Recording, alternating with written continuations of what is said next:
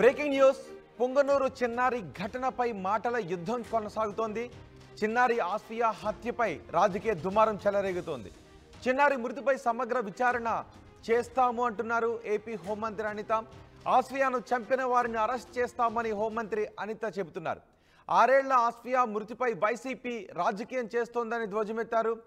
6 ఏళ్ల బాలికపై అత్యాచారం జరిగిందనడం సిగ్గుచేటని అంటున్నారు. పొంగనూరు బాలిక మృతిపై మాజీ మంత్రి రోజా దిగ్భ్రాంతిని వ్యక్తం చేశారు.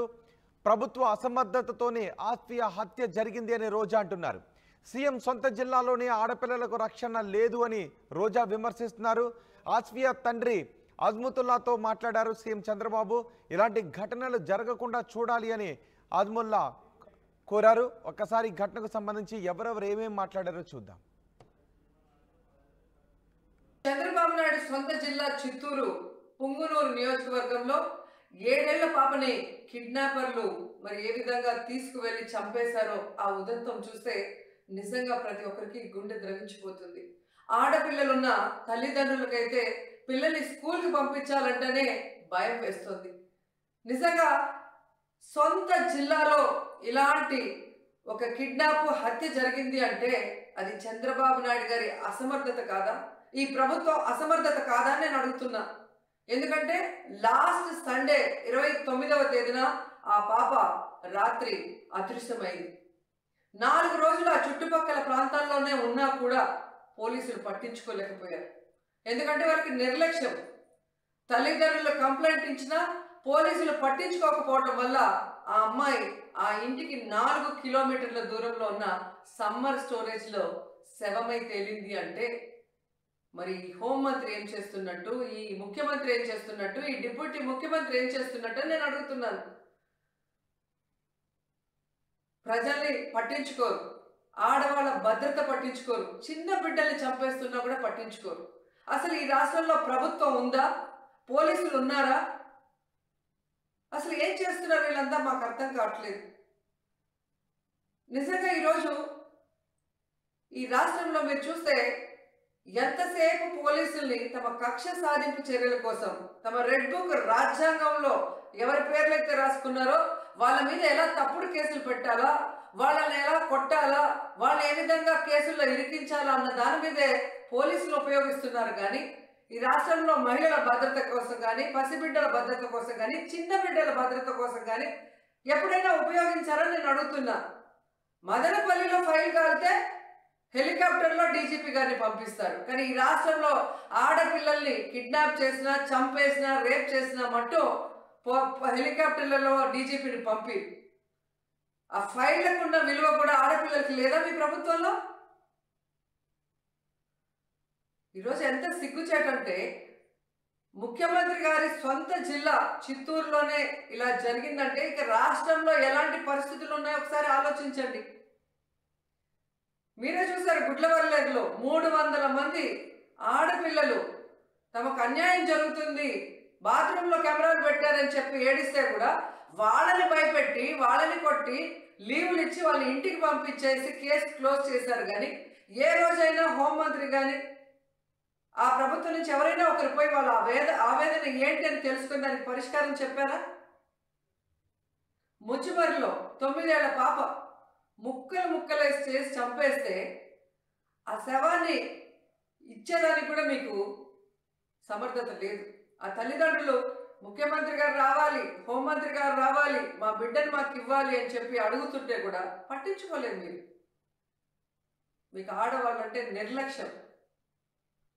నిజంగా అదే చంద్రబాబు నాయుడు ఎక్కడైతే నివసిస్తున్నాడో విజయవాడలో లోకేష్ నియోజకవర్గంలో ఒకే రోజులో 24 గంటల్లో 3 మైనర్ బాలికల మీద అఘాయిత్యం జరిగిందంటే ఇంతకన్నా సిగ్గుచెట్టు ఏమైనా ఉందా?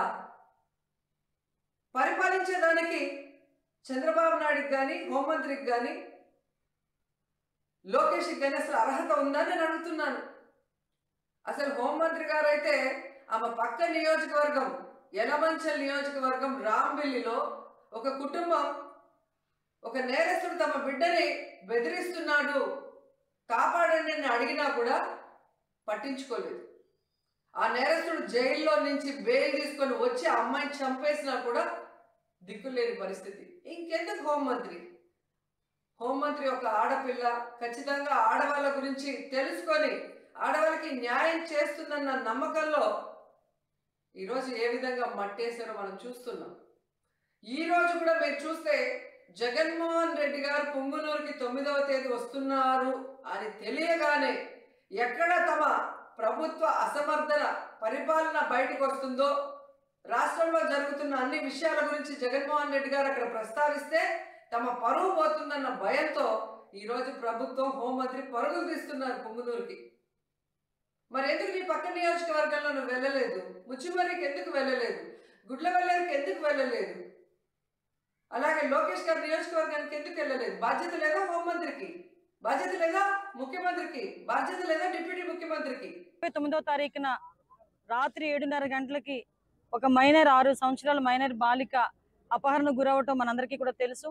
అపహరణకు గురైన వెంటనే సుమారుగా రాత్రి 11 గంటల టైంలో వాళ్ళ ఫాదర్ పోలీస్ స్టేషన్కి వచ్చి కంప్లైంట్ ఇవ్వగా సుమారుగా ఎస్పీ దగ్గర నుంచి డిఎస్పీ లెవెల్ ఆఫీసర్స్ కానీ చుట్టుపక్కల సిఐలు ఎస్ఐలు అందరూ కూడా సుమారుగా 2 రోజులుగా దగ్గర 12 టీములను ఏర్పాటు చేసి ఆ అమ్మాయి అపహరణకు గురైన అమ్మాయి సజీవంగా దొరకాలి అని చెప్పి చాలా పెద్ద ఎత్తున వాళ్ళందరూ కూడా సెర్చ్ చేయడం మొదలుపెట్టారు, దర్యాప్తు చేయడం మొదలుపెట్టారు, వెతకడం మొదలుపెట్టారు. దురదృష్టవశాత్తు 2వ తారీఖున ఉదయం ఇక్కడ మనకి స్టోరేజ్ ట్యాంక్లోని ఆ అమ్మాయి శవమై తేలటం అన్నది నిజంగా చాలా బాధాకరమైన విషయం. నిజంగా ఒక తల్లిదండ్రులకి తీరని శోకం అది. ఆ తల్లిదండ్రులకే కాదండి, చుట్టుపక్కల ఉన్న వాళ్ళు ఎవరైనా, మానవత్వం ఉన్న వాళ్ళు ఎవరైనా కూడా అటువంటి సంఘటనల్ని మనం ఎట్టి పరిస్థితుల్లోనే సపోర్ట్ చేయాల్సిన అవసరం లేదు. ప్రతి ఒక్కరు కూడా బాధపడే పరిస్థితి ఈ రోజు మనకు కనిపించింది. అల్లారు ముద్దుగా పెంచుకున్న 6 సంవత్సరాల పిల్ల బయట ఆడుకుంటా ఉంటే సడన్ గా శవమై తేలి 2 రోజుల తర్వాత ఇంటికి వచ్చిందంటే ఆ తల్లిది కానీ తండ్రి కానీ నిజంగా పడ్డ బాధ వర్ణనాతీతం.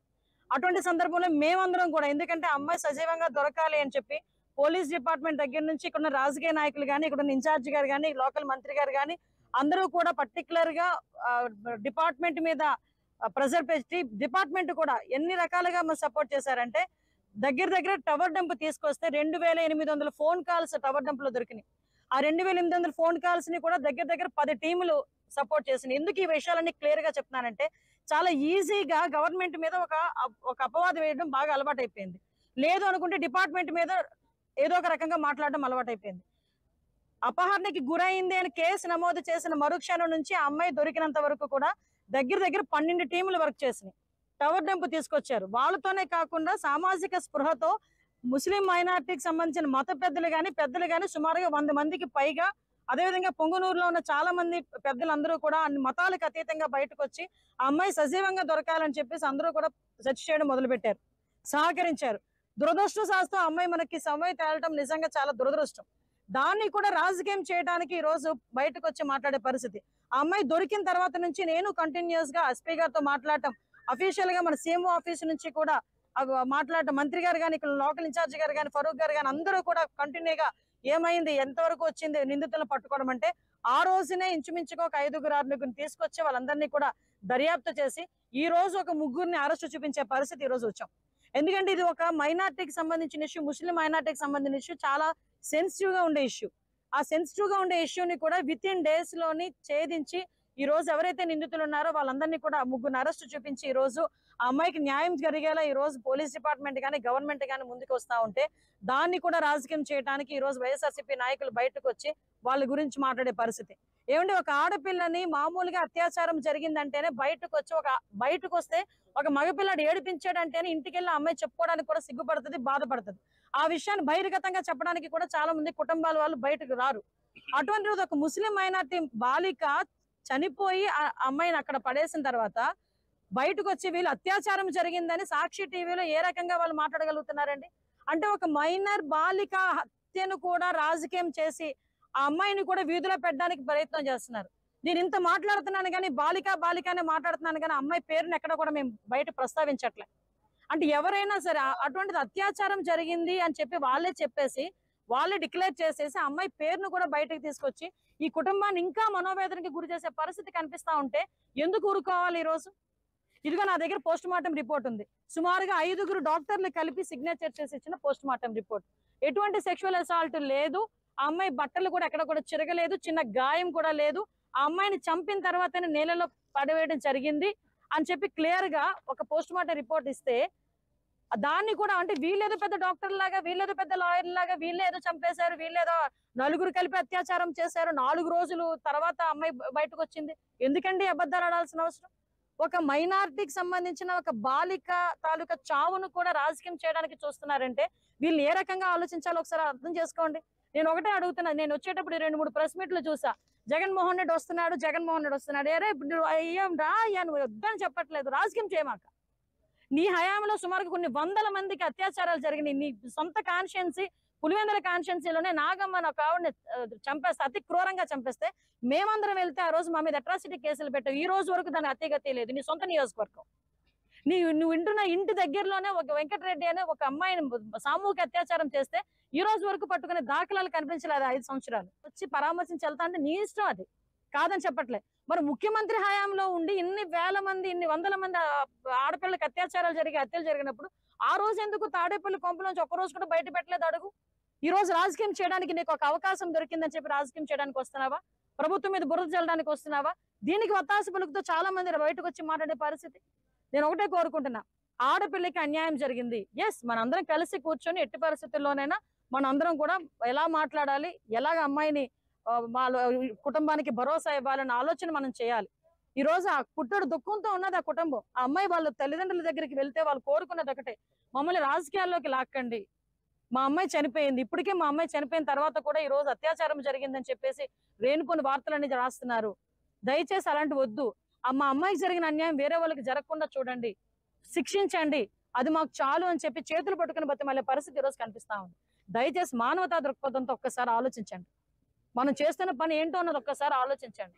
ఈ రోజు మేము 3 మంత్రులు వచ్చామండి. ఈ రోజు ఒక ఆడపిల్లకి అన్యాయం జరిగింది, ఆ అమ్మాయి చనిపోయింది, ఆ కుటుంబానికి భరోసా కల్పించాలని మన ఫరూక్ గారు కానీ, లోకల్ మన మినిస్టర్ గారు రామప్రసాద్ రెడ్డి గారు కానీ, నేను కానీ డే ఫస్ట్ నుంచి కూడా మాతో వచ్చిన బాబు గారు కానీ, మన మదనపల్లి ఎమ్మెల్యే గారు కానీ, షాజహాన్ గారు కానీ అందరం కలిసి ఇక్కడికి వచ్చి మేము మాట్లాడుతూ ఉంటే, ఇక్కడికి వచ్చి రెచ్చగొట్టే ధోరణిలోని వైఎస్ఆర్సీపీ వాళ్ళు చేసే ప్రతి పరిస్థితిని కూడా ప్రజలు కూడా గమనించాలి. దయచేసి మైనారిటీ పెద్దలు కూడా గమనించండి. ఈ రోజు మేమందరం కూడా మీకు భరోసా కల్పించడానికి, ఆ కుటుంబాన్ని భరోసా కల్పించడానికి, ఫర్దర్ గా ఇలాంటివి జరగకుండా చూసుకోవడానికి మేమందరం కూడా ప్రయత్నం చేస్తున్నాం. మేమందరం కూడా అదే బాటలో ఉన్నాం. దయచేసి మీరందరూ కూడా మాకు సహకరించండి. పోలీస్ డిపార్ట్మెంట్ తాలూకా పనితీరును కూడా ఈ విషయంలో మేము ప్రశంసించాలి. ఎందుకంటే 5 రోజులు మేం కాదండి, వీళ్ళు చెప్తున్నారు, ఆ తల్లిదండ్రులు చెప్తున్నారు.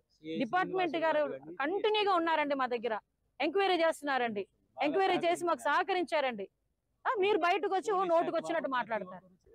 వాళ్ళు అప్పుడు మాట్లాడరు, ఇప్పుడు మాట్లాడడానికి ప్రయత్నం చేస్తారు. అదే ప్రజలు కూడా నేను విజ్ఞప్తి చేసేది ఏంటంటే, ఇలాంటి మాటలు నమ్మకండి, తిరిగి మీరు వాళ్ళు ప్రశ్నించండి అని మేము చెప్తున్నాం. ఎందుకంటే ఇంతమంది అమ్మాయిలు మిస్ అవుతున్నారని ఆ రోజు చెప్తే ఆ రోజు ఎవరు మాట్లాడలే. ఈ రోజు ఎక్కడ కూడా అటువంటి సంఘటనలు జరగకుండా, ముఖ్యంగా నేను ఇక్కడికి వచ్చిన తర్వాత ఒక డెమోక్రటిక్ పార్టీకి సంబంధించిన వాళ్ళు కూడా బయటకు వచ్చి, ఈ రోజు కొంతమంది మా ఎమ్మెల్యేలు కూడా కొంతమంది బయటకు వచ్చి, ఇక్కడ గాంజా డ్రగ్స్ ఇవన్నీ కూడా విపరీతంగా పెరిగిపోయినాయి, వాటిని కూడా అరికట్టాలని చెప్తే ఎస్పెషల్ మేము దాని మీదే పని మీద ఉన్నాం. ఈ 100 రోజుల పరిపాలనలో గంజాని డ్రగ్స్ ని అరికట్టడానికి నార్కోటిక్ టాస్క్ ఫోర్స్ కూడా ఏర్పాటు చేస్తున్నాం. అది కేబినెట్ అప్రూవల్ అయిన తర్వాత దాన్ని లాంచ్ కూడా చేస్తాము. గంజా నిర్మూలించడంలోని మేము ఎట్టి పరిస్థితుల్లోనే ఒక స్టెప్ బ్యాక్ స్టెప్ కూడా మేము వేయట్లేదు. అట్ ద సేమ్ టైం గంజాలు ఎక్కడైనా సరఫరా జరిగినా, గంజాలు యూజ్ చేసినా కూడా ఇమీడియట్ గా యాక్షన్ తీసుకోండి అని ప్రతి డిపార్ట్మెంట్ వాళ్ళ, పోలీస్ డిపార్ట్మెంట్ వాళ్ళకి ఆదేశాలు కూడా ఇవ్వడం జరిగింది. అటువంటి సంఘటనలు ఏమైనా కనిపించినా దయచేసి ప్రజలు కూడా పోలీస్ డిపార్ట్మెంట్ వాళ్ళకి సహకరించాల్సిందిగా కోరుకుంటున్నాను. రే ఇన్నరా, మాంగళ్య షాపింగ్ మాల్ లా ఏం కొన్నా స్పాట్ గిఫ్ట్ ఇస్తుర్రంట, రండిగా. మాంగళ్య షాపింగ్ మాల్ లో దసరా స్పాట్ గిఫ్ట్ పక్కా. ప్రతి 1000 రూపాయల కొనుగోలుపై ఖచ్చితమైన స్పాట్ గిఫ్ట్. ఈ ఆఫర్ అక్టోబర్ 1 నుంచి 11 వరకు మాత్రమే. మాంగళ్య షాపింగ్ మాల్, తెలంగాణ. రే ఇన్నరా, మాంగళ్య షాపింగ్ మాల్ లా ఏం కొన్నా స్పాట్ గిఫ్ట్ ఇస్తుర్రంట, రండిగా.